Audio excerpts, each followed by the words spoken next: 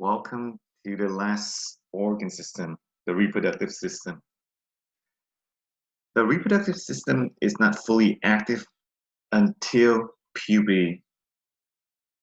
And before we begin on anything else of the reproductive system, let's go over the terminology that will be used in the reproductive system. Genotype versus phenotype. When you see the word genotype, you think of gene. And when you think of gene, you think of genotype. So what exactly is genotype? So genotype is defined as the genetic composition.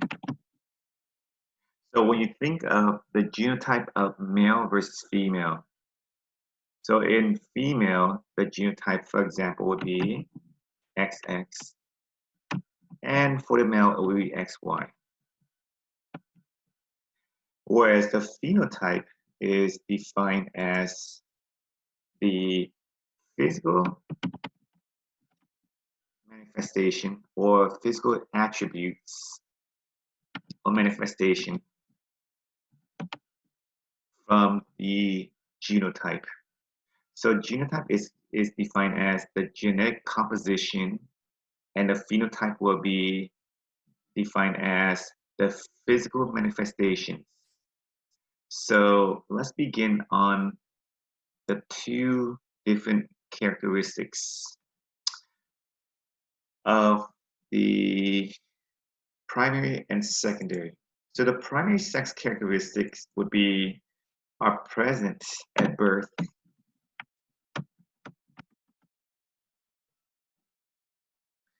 And the secondary sex characteristics are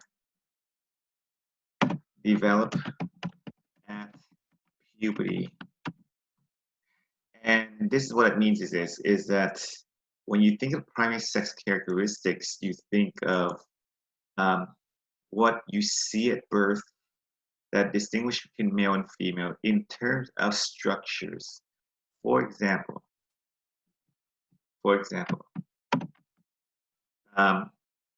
there is what's called scrotum with testes. That's an example of present birth. We can also say basically a penis. We can say what's known as the vagina. So these are primary sex characteristics.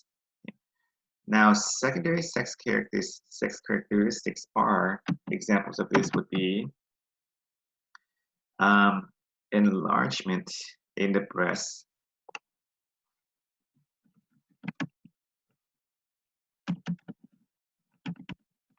we can say enlargement of the penis, we can say deepening in voice, we can say enlargement in muscles,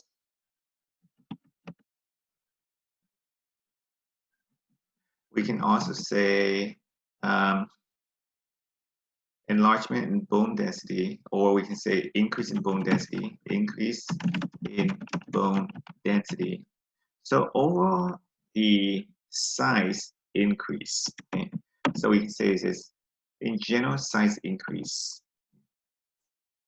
And so that's the distinction. So those are the distinctions between primary versus secondary sex characteristics. Primary are what you see at birth. Secondary are developed at puberty.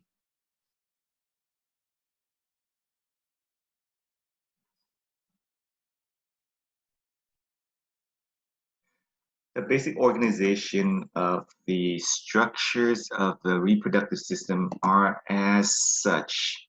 So the structures are divided into two categories: the primary sex organs, and the second category would be accessory structures.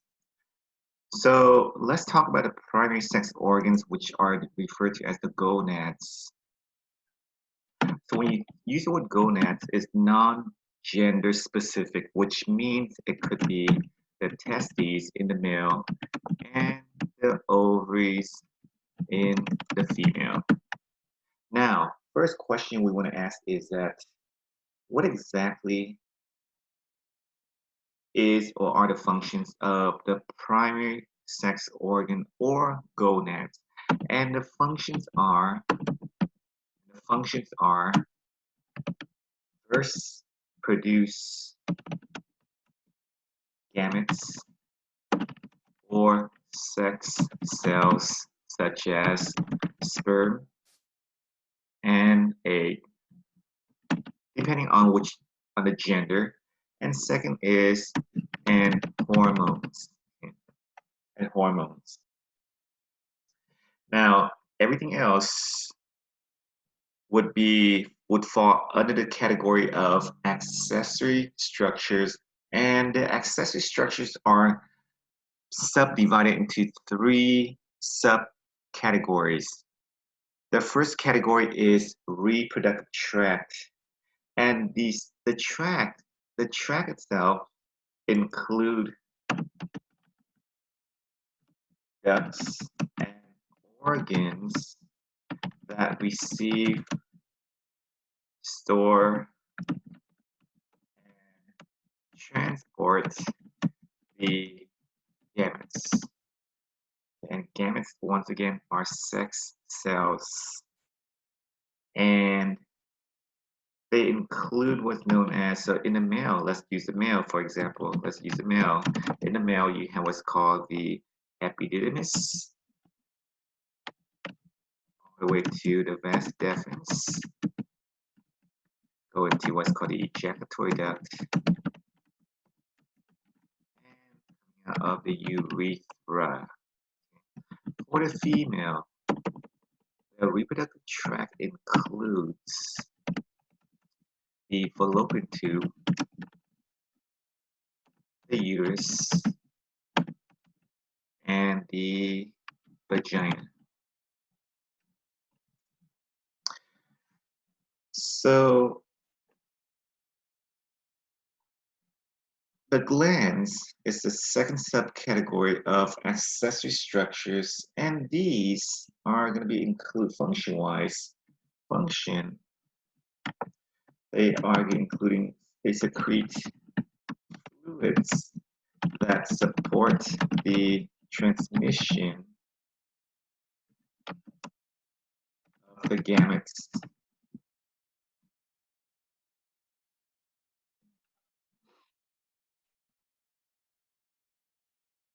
And the last one, an example of this would be the glands are going to be, example in the male, we can say seminal vesicles, we can say prostate, we can say vocal urethral gland. And for the female, we can say vestibular gland. These are just a few examples of the glands. Now, external genitalia is the third subcategory of accessory structures, and they are defined as external organs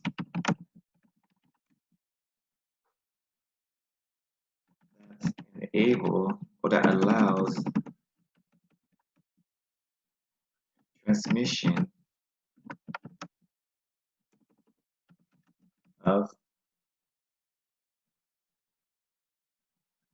male gametes from the male to female reproductive tract. Or to simply put, everything you see on the outside would be a part of external genitalia. So let me give you a few examples. This example of this would be penis, obviously, scrotum. We can also say the clitoris. We can also say the labia, We're going to also say the months, pupils. These are just a few examples, and we will go into more details.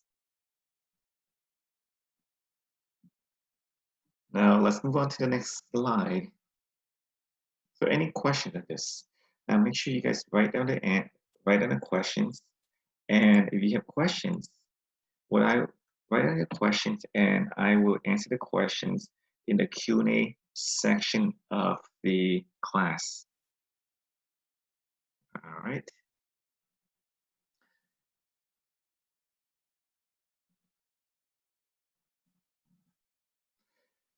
So let's move on to the next one. And the next slide is going to be the embryology of the structures of the reproductive system. So sexually, we, the male and female, are indifferent until the fifth gestational week. So first and foremost, I want you to look down at the image, at the very bottom image. You can see before the 5th week, we, between the male and female gender, is very, very indifferent, which means is that this image, the image A, is indifferent, which means it could be a female or male because it hasn't really differentiated yet. So, but to be fair enough, if you look at this image right here, it has two openings. You can see one opening here. So this is, so let me just make a note of this before we. So what you can see from this image right here, this image is that this is very indifferent. It could be, well, based on what we see here, since there are two openings, we can say this possibly is a female without knowing it's indifferent. Okay. So you see what's called a genital tubercle, which becomes what's known as becomes a clitoris. It could possibly be a clitoris, okay, but we'll talk more about that in a moment. You see the urethral fold, which would represent what's known as the labia. You can see the urethral groove, which could represent the orifice of the vagina or vaginal orifice, and the anus stays the same. And you can see the lateral scrotal swelling that represent what's known as, that could represent what's called the labia as well. So let's move on to the next one. Now, so we, between the male and female gender, are indistinguishable before the 5th week. And at the 5th week, that is when the gender differentiated between male and female development.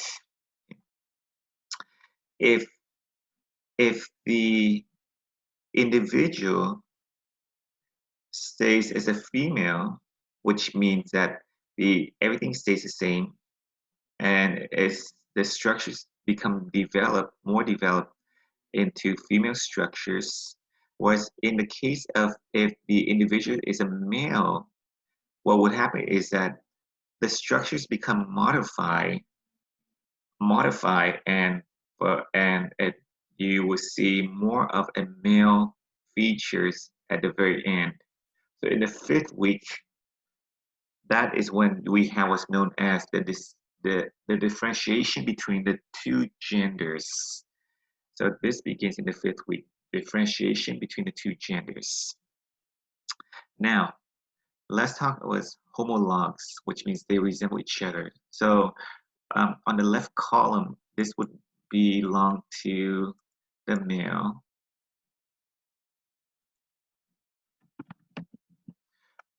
And in the right column, this would belong to the female. So these are homologs, which means they resemble each other. So the testis resembles the ovary.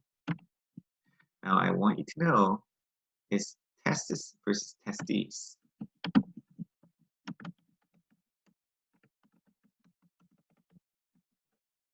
So there are different forms.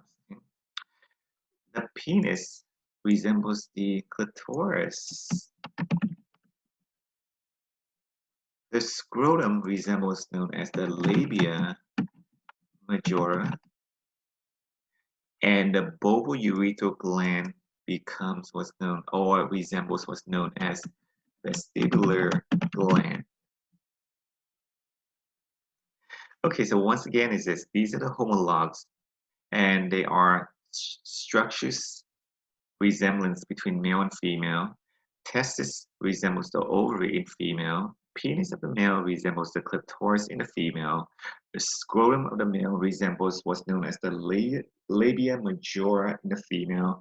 And the bulbourethral glands of the male resembles the vestibular gland of the female. All right, so form your question, and by the way, I expect you to know the date on the exam. Okay, so fifth gestational week. On the exam, I could say um, the fifth week after birth, and that would be so incorrect. Okay, so all of this happens before birth. That's obvious. All right, let's move on to the next slide. So as I've mentioned a while back, is that secondary sex characteristics are developed during or at puberty, right? And it's promoted by sex hormones such as testosterone and estrogen. So let's begin with the first one is this. Secondary male sex characteristics are promoted by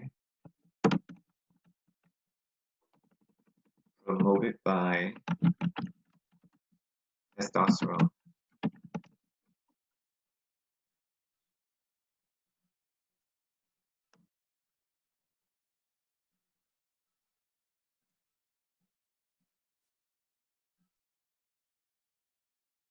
And for the secondary female sex characteristics, it's promoted by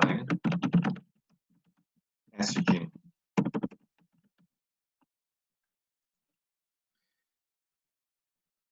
Now, in terms of the hair growth, we can say,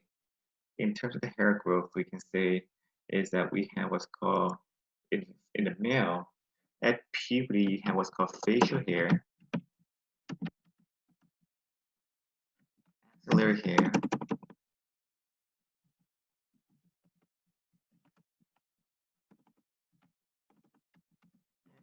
pubic hair. In the female, there shouldn't be any facial hair, right? Okay. And we can say is that in the female, secondary female sex characteristics for the hair growth as a part of secondary female sex characteristics, you'll see what's called axillary hair, which is armpit hair, and pubic hair, no facial hair. Now, for the musculoskeletal system, we can say increase. There's an increase in bone density. There's an increase in bone density as well as muscle mass. And this occurs in both male and female. An increase in bone density, as well as muscle mass. Okay, very good. The reproductive system also enlarges. Okay, so organs and ducts enlargement and become functional. And this occurs for both male and female.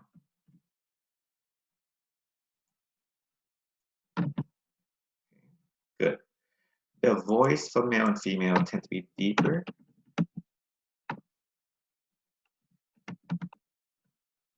And the same for female as well. But not as much as men. And for female, they also during puberty, females tend to develop subcutaneous fat deposits.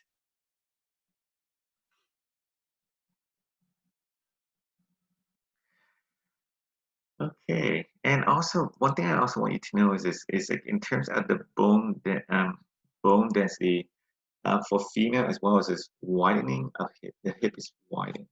Okay. All right, so that will be the distinction between male versus female.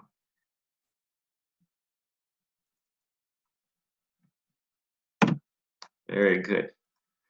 So any question on this? If you do have questions, write down your questions and I will address the question in the Q&A section of the class. Let's move on to the next page. The male reproductive system. Okay, so we'll begin with the male reproductive system because that's easier. So we are going to approach the male reproductive system because randomly just pick that as the first one, or I could begin with the female, but since and we're here, we might as well just begin with this, the male reproductive system. And the image, this is one of the image I would use on the exam. Okay, so on the exam, I would use a blank image. And what I would do is that the structures that I will go over, I would expect you to know the name of the structures and the functions involved. So pay close attention to the structures that I will go over in the male reproductive system discussion. So let's begin with the first one. So in the testis or testes, if you notice the word testis means one and testes means many. All right, the testis or testes. Testis means one, testes means many. Now, as we can see, the testes or testis, the functions are produce sperm cells and also produce sex hormones.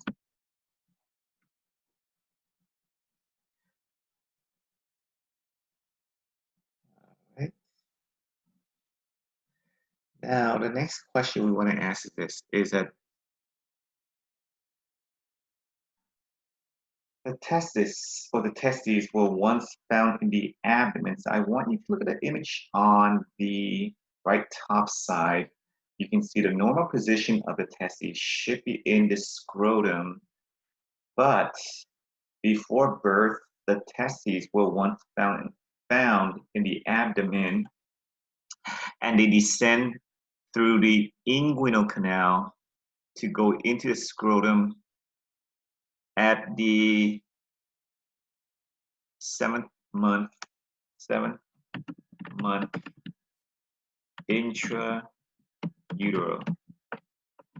And they descend through the inguinal canal. As you can see from the image at the very top, you can see the inguinal canal is where the testes descend into the scrotum. Now, let's move into the microscopic or the internal structures of the testes. The one that should deserve a lot of recognition is called seminiferous tubule. And this will be the site where sperm cells are produced at, I should say. And the length of each seminiferous tubule is about 2 feet in length. If you stretch it out, it's about 2 feet in length. Now, put everything in perspective. The testis is about 1 by 1.5 inches. Okay? That's not big. So 1.1 by 1.5 inches is how big the average testis is. But if you, and within the testis, you have the seminiferous tubule, which is about 2 feet in length. So each tubule is about 2 feet in length. Now, keep in mind this is that on average, every lobule, so what is a lobule is that look at the image that you see at the bottom right image. And you can see from this image right here, let me just, okay, this right here represent one lobule. Now, every lobule has up to 4 tubules, up to, not always the case, up to 4 tubules. And in each testis, there could be up to 300 lobules. So let's say what is the max you could have in terms of tubules. Let's say there are at max, let's say about 300 lobules per testis. Each lobule, let's give it a random number, 4 tubules per lobule. You have about 1,200 tubules. Now, if you put them side by side, and 2 feet per tubule, and there are 1,200 tubules, if you stretch them out side by side, this will extend up to 2,400 feet. That's quite extensive. That, in the sense of you squeeze all those tubules into something as big as 1.1 by 1.5 inches of the testis. That's amazing, you know, of how compact everything is, how organized it is. All right, let's move on to the next slide. Scrotum. So the question is this: what exactly is a scrotum? Okay. So what we can say in this, what we can say is, so the testes descend into the scrotum through the inguinal canal, as you can see here, and in the scrotum, the testes are offer a very cool environment. So the scrotum provides a optimal environment that is 2 degrees centigrade cooler than the body temperature. So had it not been for the scrotum for the testes to descend, the abdomen would provide such a warm environment that the sperm cells would die. And so what exactly is the scrotum made out of? So it's composed of, basically, it is covered by your skin. So it's covered by the skin. Okay. So it's covered by the skin. Deep to the skin is what we have what's called superficial fascia, or subcutaneous, as we know. This will be the subcutaneous layer. And deep to that, we have what's called the dartos muscle, which is a smooth muscle. Now, what exactly is the function of this muscle? Does it move things? Does it move the scrotum and so on? Well, indeed, what it does is it's very crucial. So when the muscle contracts, upon contraction, the scrotum wrinkles, which reduces the surface area and resulting in less heat loss, or reduction in heat loss. Okay, very good. Now we can also say this, so if you look at the picture that we have here, you can see the scrotum is composed of skin. is covered by this. The scrotum is the skin covers the testes, and and deep to the skin we have what's called superficial fascia, and deep to that we have what's called the dartos muscle, and deep to this we have what's called a cremaster. Okay? And we'll come back to this cremaster in a moment. Any question on this? So this is an exact sequence. Is that skin is on the outside. Deep to the skin is we have what's called a superficial fascia, and deep to the superficial fascia we have the dartos muscle. Moving on to the next slide. Now in this image right here, you have two conditions. Okay, so these are the condition abnormality. Okay, so first one is let's talk about the right side first. Cryptorchidism. Cryptorchidism is a condition, abnormal condition in which the testis or testes fail to descend into the scrotum.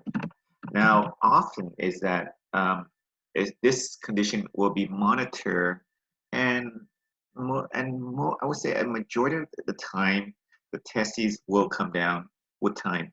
However, if the cryptorchidism failed to come down or failed to resolve, the cryptorchidism failed to resolve, which means the testes or the testis fails to come down, surgery is recommended. And surgery should be done before puberty. If that's the latest you should do the surgery. The reason why is that if the surgery is not performed and this condition persists, there is a good chance or there is some complication.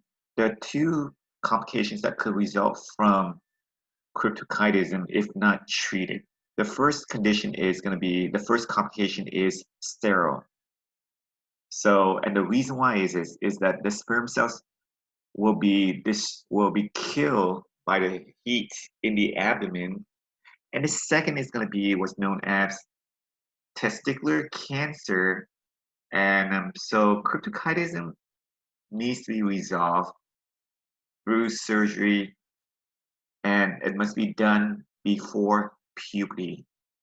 Now, inguinal hernia, if you look at the left side, an inguinal hernia is that there's a defect in the muscle wall. So as a result, the intestines, which one? The small intestines will bulge out and move down along the inguinal canal to go into the scrotum. And you can see from here is that it is quite big here. You can see a mass here, and that mass contains the small intestine coming down through the inguinal canal, and so that would be extreme pain.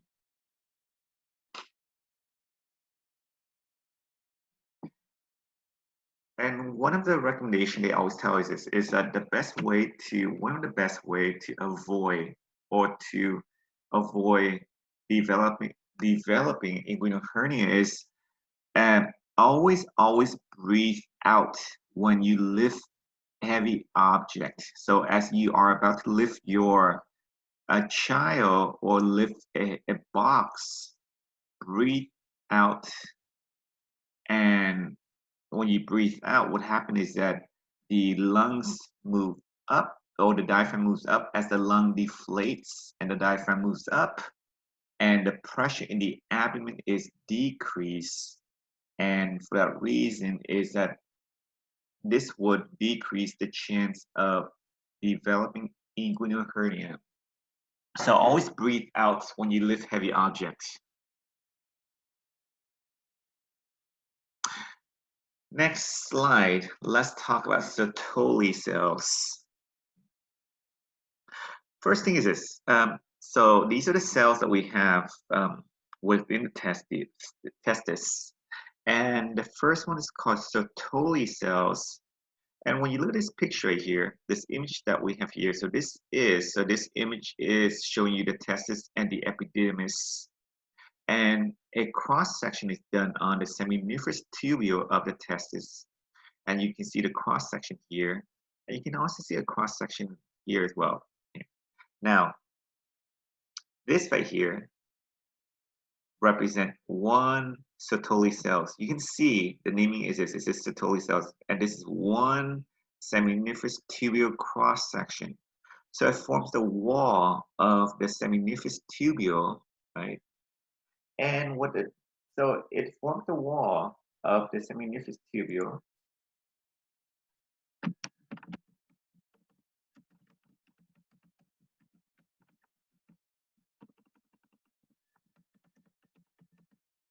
Now, what's more important is that it forms what's called a blood testis barrier.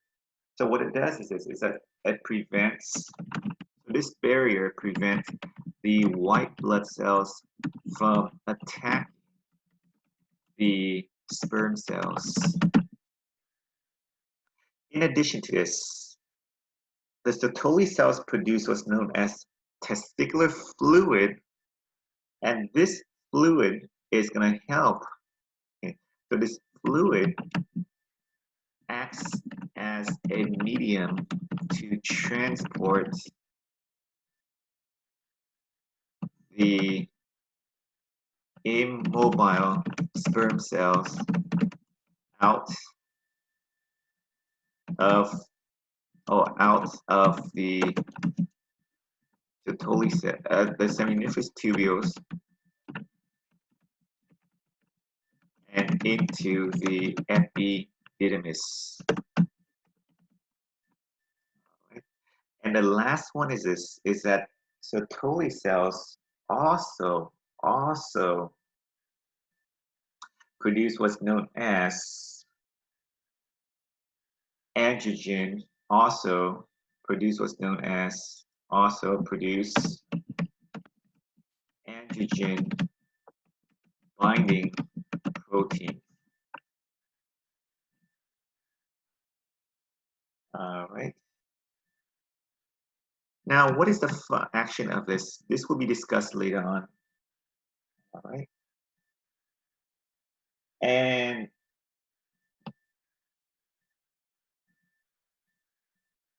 so let's move on. Now let's go into spermatogonium.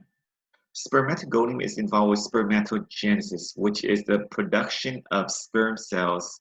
So on average, you produce about 400 million sperm cells per day. Moving on to the myoid cells. When you see the word myo, that means muscle. So these are the muscle cells. Now I want you to look at the image right here. I'm going to zoom in and you can see where it says smooth muscle cells. So the myoid cells are smooth muscle cells,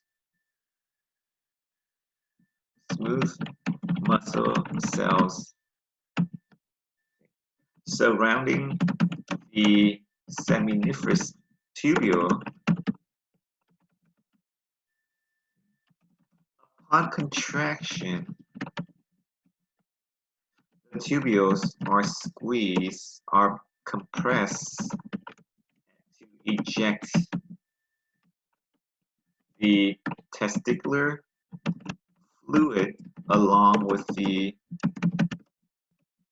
sperm cells out into the epididymis. So the myoid cells is very crucial in ejecting the sperm cells out into the epididymis. It's very crucial. The last one is Leydig cells. So Leydig cells, unlike other cells, are found in between the seminiferous tubules. For that reason, is often known as. And then what exactly is the function? Is that function-wise, it secretes testosterone. If I were to ask you this question, which cell is produces or is that is indirectly involved with secondary male sex characteristics. Well, when I ask that question, here's how you should work backward. Secondary male sex characteristics is developed during puberty, which is promoted by testosterone. Testosterone is produced in the testis by Leydig cells. So Leydig cells has an indirect influence or control of secondary male sex characteristics. Very good. Excellent. Let's move on. Form your questions and ask me during the Q&A session, and I would love to answer your questions. Okay, so once again, let's move on. Spermatic cord. Spermatic cord is a tube of spermatic fascia enclosed by the cremaster. So it's a tube enclosed by the cremaster. All right, very good. Now, what exactly is a cremaster, right? As we ask the questions. So cremaster is a muscle. So this muscle, upon contraction, so upon contraction of the muscle, you can see right here is that on the right side, it shows you the closed version, and the cremaster covers it, and the cremaster is underneath the dartos muscle. And the cremaster is actually a continuation of the internal oblique muscles. Okay. So what we can say is this, so let's go with this, is a continuation of the internal oblique muscle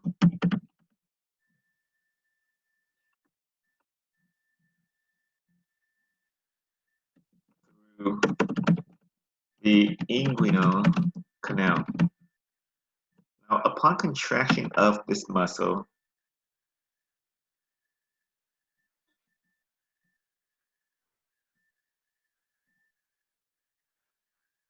so I'm going to move it to the side, the cremaster, right?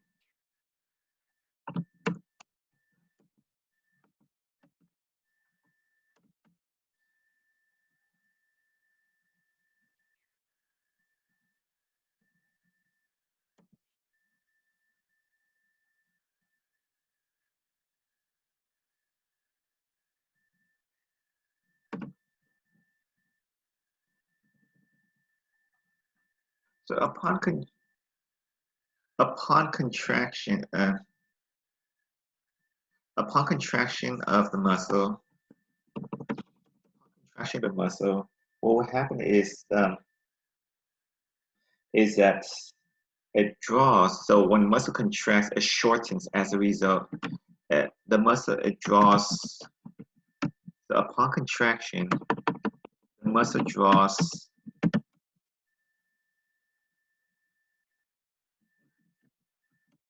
the scrotum closer to the body.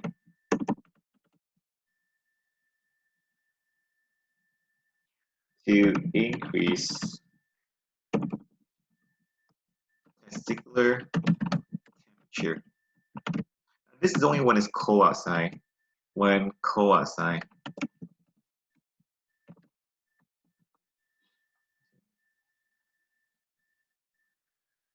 So only if it's cold outside. Otherwise, otherwise the muscle is going to relax. So when it's cold out, and when it's cold.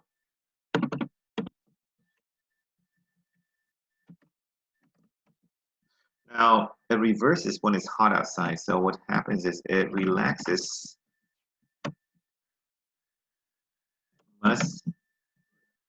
muscle allows the scrotum to hang loosely, so to decrease body temperature, or to decrease the testicular temperature, I should say, decrease testicular temperature when hot outside, when it is hot outside. Good. So once again, is that the cremaster is a muscle deep to the scrotum. I mean, deep to the dartos muscle in the scrotum, but also it covers the spermatic cord. And what we can say is that the cremaster is a continuation of the internal oblique muscle. And upon contraction, the muscle draws the scrotum closer, so the scrotum will move up closer to be closer to the body to increase the temperature in the testicles. Now, when it's hot outside, the muscle relaxes and the muscle allows the scrotum to hang loosely.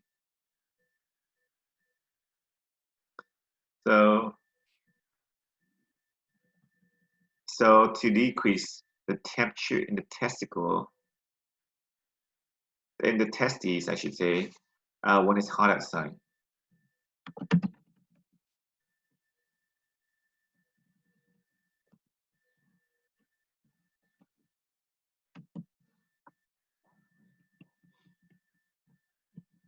Okay, now let's talk about the spermatic cord.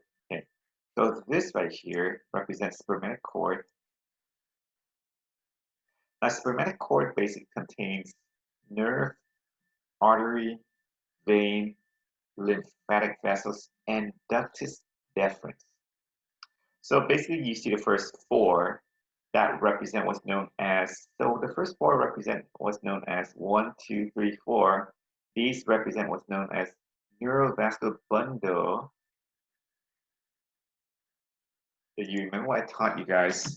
Neurovascular bundle is when you have a combination of artery, vein, nerve, and lymphatic vessels combined. Okay. So it's a bundle of artery, vein, nerve, and lymphatic vessels. Now, ductus deferens is something that we should talk about. So the ductus deferens, what exactly is it, or AKA vas deferens? What exactly is a vas deferens, AKA vas deferens? When you look at the image at the bottom of this, the vas deferens, what exactly is the function? What is it? So the vas deferens is a continuation to the epididymis. Now, the vas deferens continues into the spermatic cord and travels along the inguinal canal to the anterior pelvis. So you can see right here is that it's a continuation into the pelvis through the inguinal canal, and we'll talk more about that in a moment. All right, and to the pelvis. So what exactly is the vas deferens? The vas deferens, function-wise, stores motile sperm cells, not immobile sperm cells, motile sperm cells.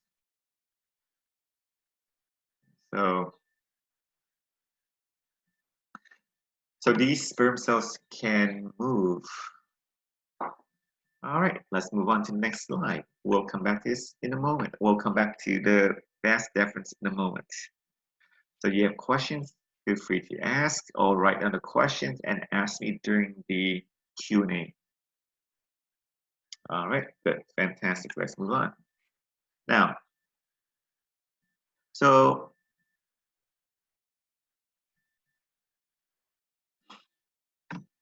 at the very beginning of this topic, I talk about the reproductive or the accessory structures, which include the reproductive tract and the glands and the external genitalia.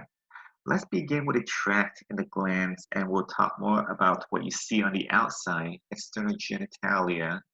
And we have already talked about the scrotum is a part of the external genitalia, and that the scrotum is involved with housing the testis. But it is by far a part of the external genitalia. So the scrotum is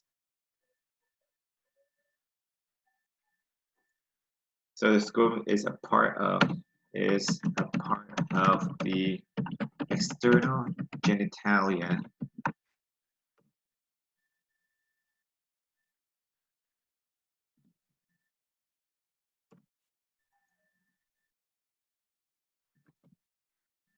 All right, very good.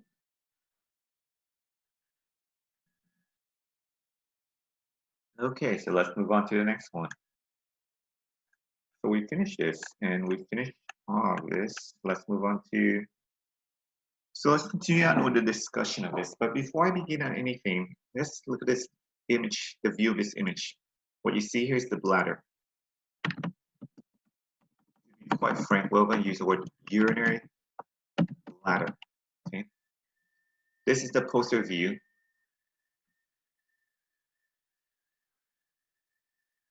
Posterior view of the bladder. So there are two ureters, and so let's move down here. We have the testis, which is on the side of it, accompanies with what's called the epididymis, and the continuation of this would be what's known as the vas deferens or ductus deferens, which, if you recall what I said, is that it's a continuation of the epididymis.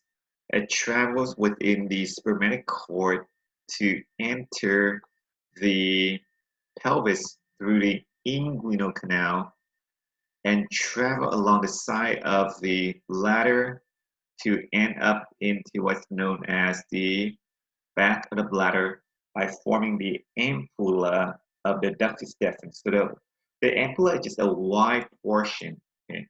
So it's a wide region of the ductus deferens in the back of the bladder. Now, this ampulla of the ductus deferens join with the seminal vesicle in forming the ejaculatory duct. So when they join together, the continuation portion of it is called ejaculatory duct. Or when they join together, they will become continuous with the ejaculatory duct. So the next portion of that would be the ejaculatory duct, as you can see. Now let me just show you right here this. Okay, so we can say the ampulla and the seminal vesicle, they join together and to form what's that portion right here is the ejaculatory duct. All right, good. And the ejaculatory duct will connect with the urethra in the prostate, which is called a prostatic urethra. And the prostatic urethra continues into the membranous urethra, continues with the membranous urethra, and the membranous urethra continues with the pinna urethra. All right, let's begin on this. So first and foremost is this, the reproductive tract is used for the transport of sperm cells. And these are the structures that make up the tract, the epididymis, the ductus deferens, the ejaculatory duct, and the urethra. The epididymis is within the scrotum. It is 6 meters in length. Wow. So when you talk about 6 meter, it comes out to be over 18 feet in length. That is quite extensive when you think about, the length that the sperm cells must travel to come out. Now, the sperm cells, it takes 20-day journey to go across the epididymis. And why does it take so long is because this 20 days journey is involved with what's known as the maturation of sperm cells to become motile. So before it goes into the epididymis, it can't move, and when it comes out, it's motile. So the maturation occurs in the epididymis. So for that reason, it takes 20-day journey to move across the epididymis to become mature and motile. The next continuation would be the ductus deferens. Now, if you look at the ductus deferens, it's partly found. So look at the bottom image that we have here. So we can see it's partly found in the scrotum, and it continues into the spermatic cord. It continues into the inguinal canal. It continues into the pelvis. It can traveling along the side of the bladder and ending up at the back of the bladder. So this is a bladder right here. So we can put bladder. So the vas deferens travel along the side of the bladder, and it's only about up to 2 feet in length. That's not very long, but its main function is storage of motile sperm cells until the time is right. Now, ejaculatory duct connects the ductus deferens with the urethra. So it serves as a passage for the sperm cells to come out into the urethra. And it's about 1 inch in length. So it's not that much. So it's actually within the prostate. So you can see from this image right here, the ejaculatory duct penetrates the prostate, or is within the prostate, to connect with what's known as the urethra. Now, the urethra in male versus female. Well, since this is a male discussion, the urethra serves 2 purposes. It's a passage for sperm cells, as well as passage for urine. Now, the urethra divides into 3 segments or 3 portions. Prostatic urethra can be found within the prostate.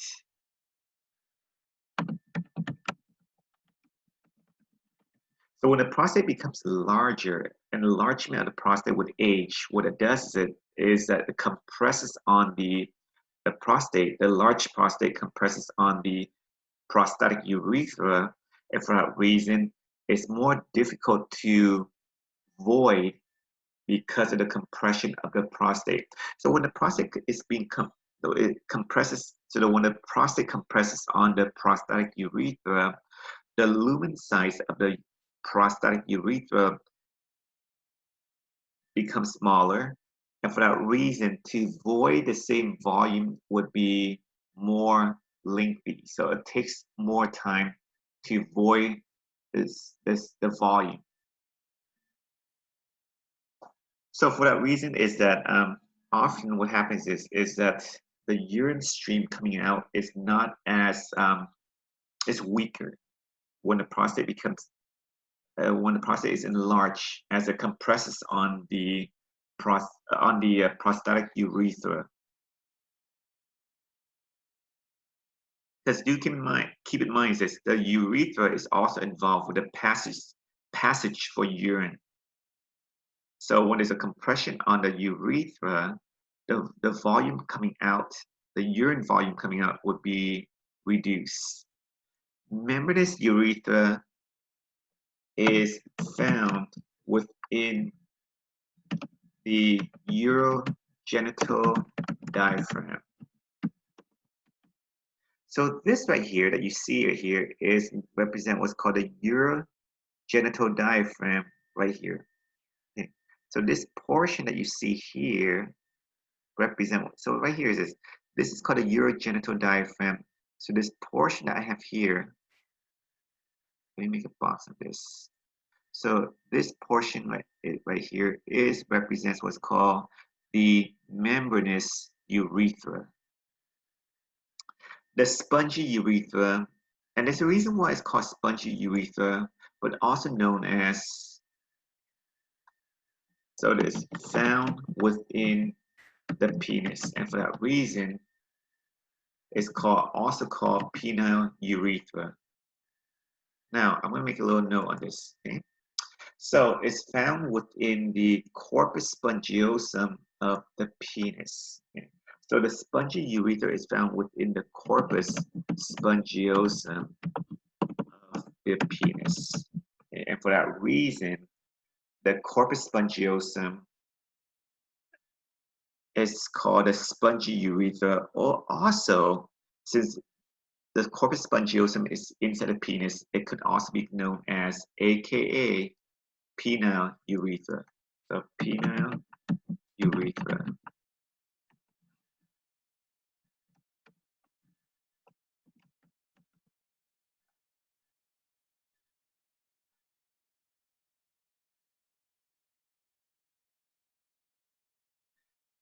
All right, so what you see here is this, and by far this is the of longest portion of the urethra is spongy urethra. The shortest is membranous urethra. So the question we want to ask is this, is that the urethra varies in length between different people, and the only difference between the length of the urethra is based on the spongy urethra.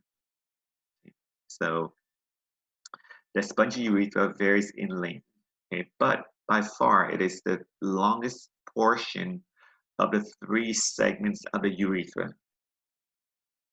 Let's move on to the next one, is this, the glands.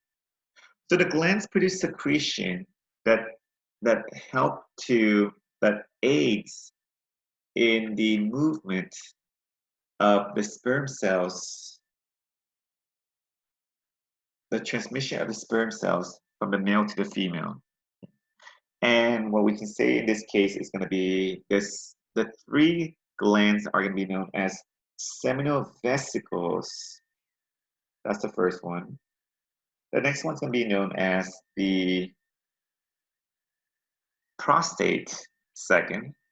And the third is bulbourethral gland or Cowper's gland. So let's talk about the seminal vesicles. Is that the seminal vesicles are also known as the AKA seminal gland.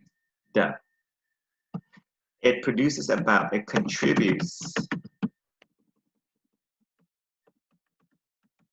about 60% of the total semen volume. So the secretion it produces is fructose-rich alkaline seminal fluid. Okay, now where exactly is this at? And this could be found on the posterior, found on the posterior aspect of the bladder. Okay, so good. So once again, is this, the seminal vesicles are known as AKA seminal glands, and these glands contribute about 60% of the total semen volume. I've seen, it says, I've seen various big numbers, but let's use it as 60%. And it could be found on the posterior aspect of the bladder. The prostate. The prostate, or the prostate gland, aka prostate gland, Um, it is found inferior to the bladder, and it also encompasses the prostatic urethra, and it contributes about 30% of the total semen volume. So if you do the math, the semen volume is, so you do the math, the semen volume is contributed by 60% of this is contributed by seminal vesicles. 30% of this is going to be contributed by what's called prostate, and 10% of this is contributed by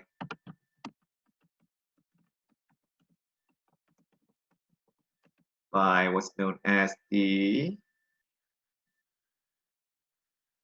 Sertoli cells, good,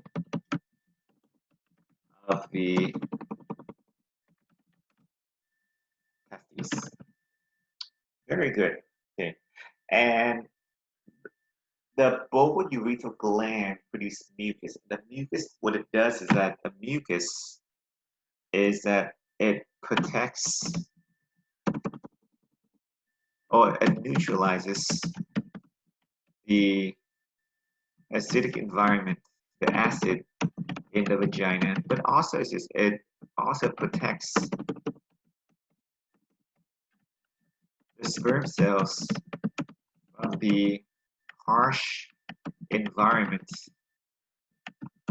in the vagina.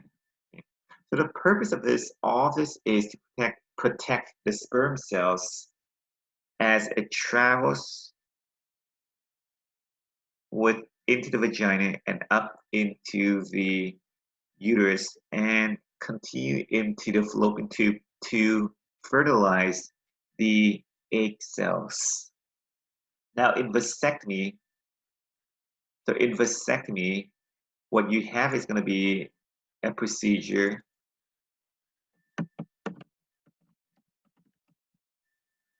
where the vas deferens is disconnected to stop the path flow of sperm cells. So the question is this, is that can you get someone, so could the sperm cells fertilize the egg? The answer is no, because the sperm cells can't come out of the male to go into the female, and for that reason, they can't meet. So for that reason, the sperm cells can't fertilize. They have no access to the egg, and for that reason, they can't fertilize the egg. But the second question is that in a person with this who have had a vasectomy, do the person still produce sperm cells? The answer is yes.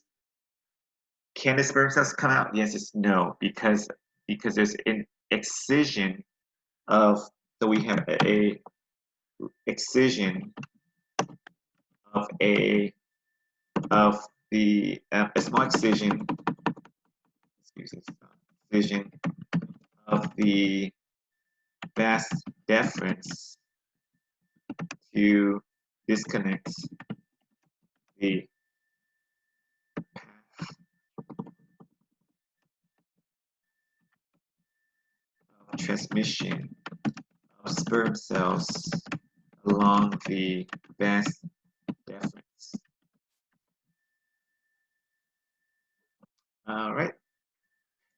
Write down your questions, and I will address the question in the Q&A. In this picture, you can see the prostate. The prostate is inferior to the bladder, but at the same time, it is encompasses.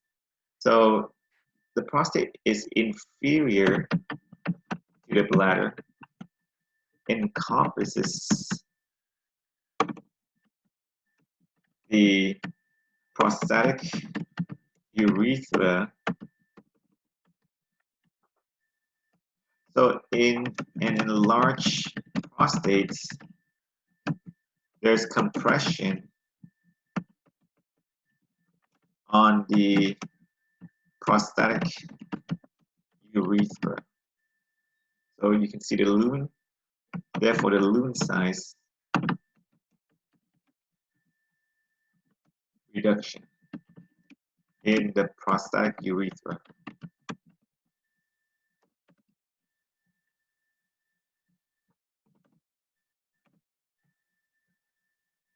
All right, good, fantastic, excellent. Now let's talk about the penis. The penis basically can be divided to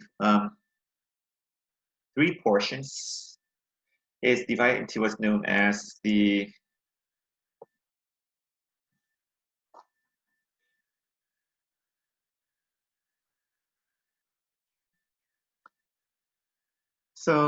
penis could be divided into three segments, and the first segment is going to be the gland penis, which is the distal end of the penis that is enlarged, and this gland penis is covered by prepuce or foreskin.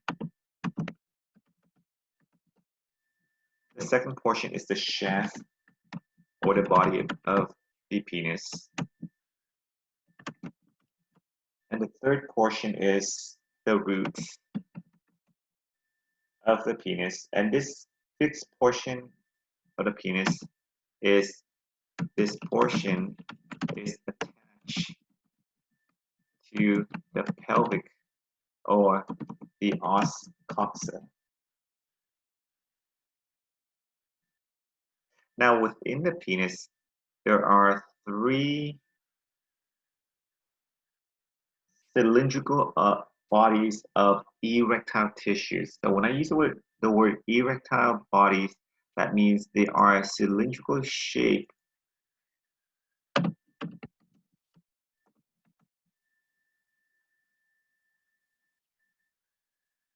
cylindrical shape um, erectile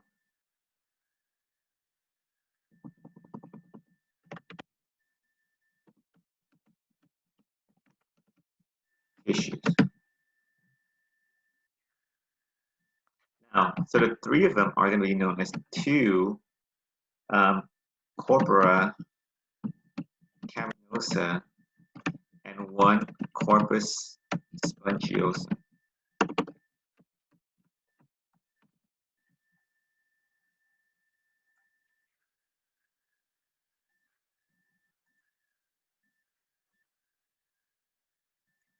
All right. Okay. Now,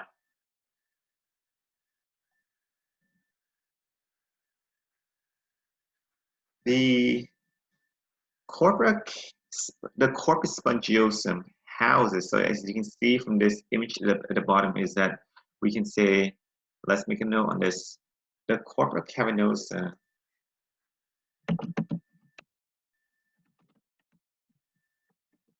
contain blood vessels, while the corpus spongiosum contains the penile urethra. Now, the corpora cavernosa contain blood vessels. So what happens is this: is that during arousal,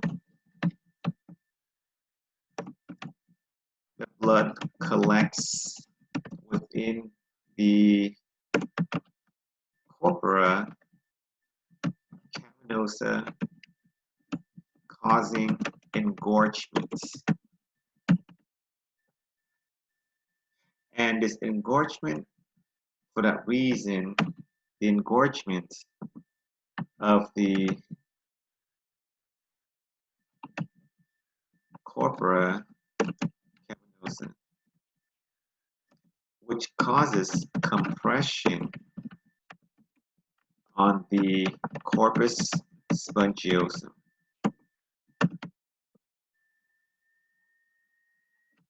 along with the penile urethra. So you can see this image right here is that there's a cross section of the penis, and you can see that right here, 1, 2 represent corpora cavernosa, which contain blood vessels, and the corpus spongiosum houses the penile urethra. So, there are two male sexual responses, arousal and climax. Arousal means what? Erection. And erection basically is controlled by the parasympathetic nervous system. Climax is going to be known as ejaculation by the sympathetic nervous system. All right, so I'm going to ask you a question. Okay? Are you ready? I'll ask you a question in a moment. Well, I might as well ask you a question now. Okay, so the first question I want to ask you is going to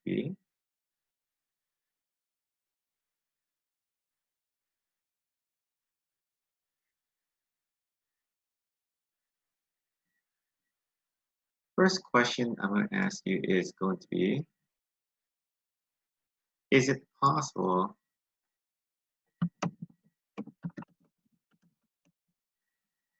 to urinate and ejaculate at the same time? Okay. Now, please don't answer the question without giving the reasons behind it. When I say reasons, that means facts, concepts from what I've taught you in the class, such as something which is involved with the autonomic nervous system or the urinary and the reproductive. So is it possible to urinate and ejaculate at the same time? Take your time. Okay. I'm going to give you 1 minute to reason things out.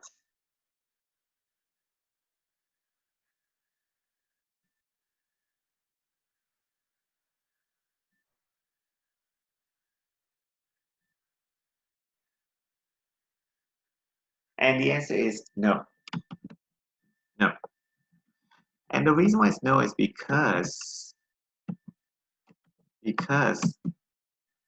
both are controlled by different subdivisions of the autonomic nervous system. Urination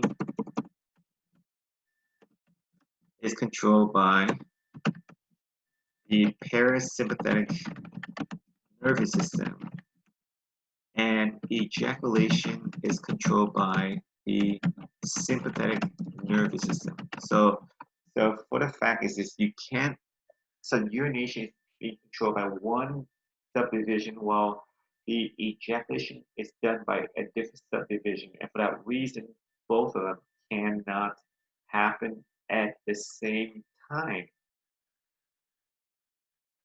And what if I ask you the next question is it possible to urinate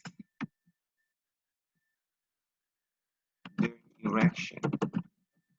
Please don't say no or yes. Without giving me, I want you to reason things out. Okay, reason things out.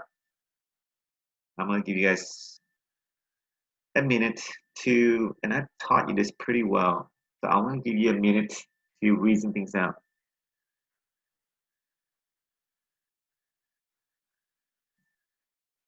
Is it possible to urinate during erection?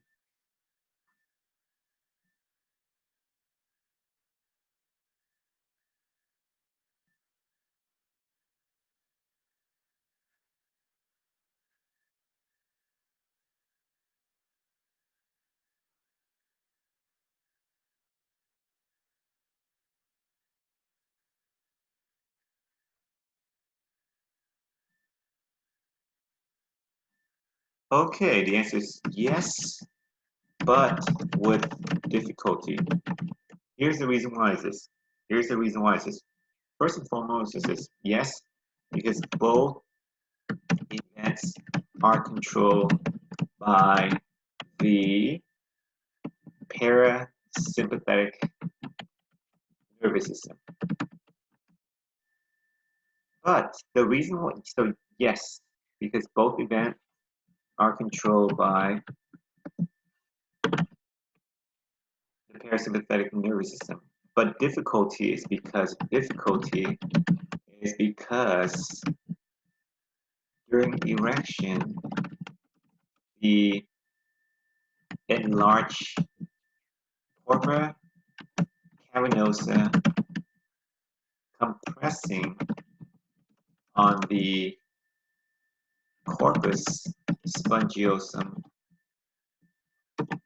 along with the urethra within.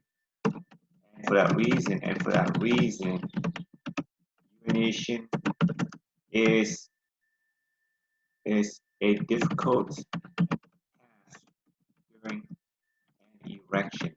But it is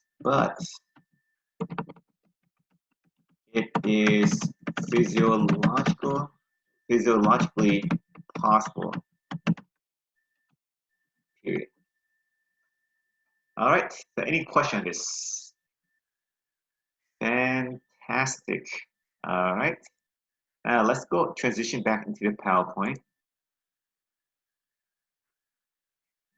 All right. So no questions. Let's move on to the next one, and it's going to be the physiology of the male reproductive system. So when you look at the hormones, let's look at the hormones of this. So we know the hormones basically is producing the hypothalamus. And by the way, this picture is FYI. Okay, so this picture is FYI. I want you to know it, but I won't ask you this on the exam. So in the the hypothalamus produces gonadotropin releasing hormone. This hormone binds to the anterior pituitary, causing it to produce what is known as FSH and LH. So FSH and LH travel in the bloodstream into the gonads, causing it to produce what's known as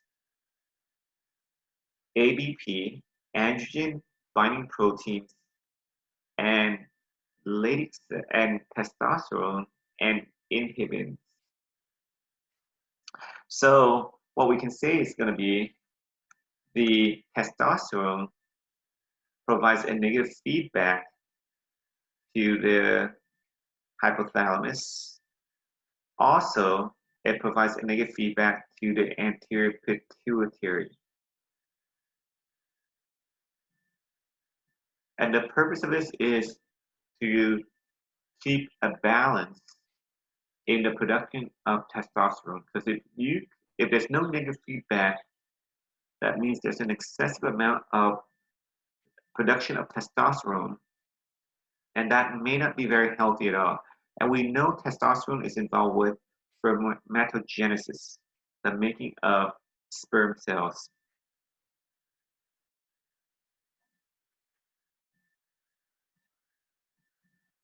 So I actually want you to know. So I want you to know Leydig cells produce testosterone. Testosterone produces what's known as secondary male sex characteristics. Besides that, testosterone is also involved with spermatogenesis.